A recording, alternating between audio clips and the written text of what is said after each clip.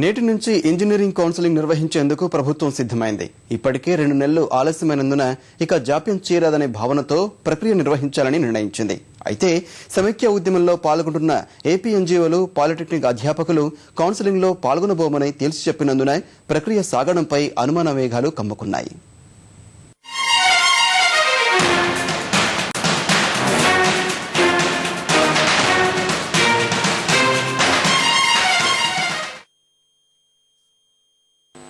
సందిగ్ధతల మధ్య engineering counselling ఇవాళ్టి నుంచి మొదలవుతోంది. సీట్ల భర్తీ ప్రక్రియకు సంబంధించి ప్రభుత్వం ఏర్పాట్లు చేసింది. ప్రవేశ పరీక్షలో అర్హత సాధించిన 2,17,000 మంది విద్యార్థులు ఈ కౌన్సిలింగ్ కు హాజరు కానున్నారు. ఎంసెట్ సీట్ల భర్తీ ప్రక్రియకు సహకరించబోమని ఏపీ ఎన్జీఓ నేతలు, పాలిటెక్నిక్ అధ్యాపకులు ఇప్పటికే స్పష్టం చేయడంతో సీమాంధ్రాలో ఇబ్బందులు తప్పడం లేదు. ఉద్యోగులు దూరంగా ఉంటే ప్రక్రియ ఎలా సాగుతుంది అనేది అంతుచిక్కని ప్రశ్నగానే మిగిలింది. 20 రోజులుగా ఆందోళనలు జరుగుతున్నందున కొందరు విద్యార్థులు అవసరమైన ధృవపత్రాలు పొందలేకపోయారు. ఈ మేరకు అధికారులు కొంత వెసులుబాటు కల్పించారు. తొలుత కౌన్సిలింగ్ కు హాజరు కావాలని, ఈ నెల 30 లోపు ఎప్పుడైనా ధృవపత్రాలు సమర్పించవచ్చని తెలిపారు. అనివార్య కారణాల వల్ల ఒరిజినల్ సర్టిఫికెట్లు తీసుకురాలేని వారికి కొంత వ్యవధి ఇస్తామని చెప్తున్నారు. 19వ తేదీ నుంచి 30వ తేదీ వరకు సర్టిఫికెట్ల తనిఖీ, 22వ తేదీ నుంచి 30 వరకు ఆప్షన్లు.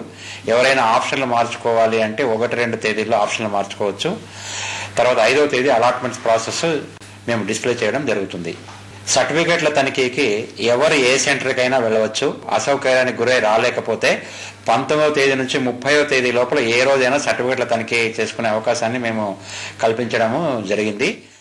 ఈ నెల 30 వరకు జరిగే కౌన్సిలింగ్ కోసం రాష్ట్ర వ్యాప్తంగా 56 సహాయ కేంద్రాలు ఏర్పాటు చేశారు. మొదటి రోజు తొలి 15,000 ర్యాంకర్ల ధృవపత్రాలు పరిశీలిస్తారు. అటు మెడికల్ కౌన్సిలింగ్ ప్రక్రియకు కొంత సమయం పట్టనుంది. బైపీసీ విద్యార్థులు బీ ఫార్మసీలో చేరేందుకు ప్రత్యేకంగా కౌన్సిలింగ్ నిర్వహిస్తారు.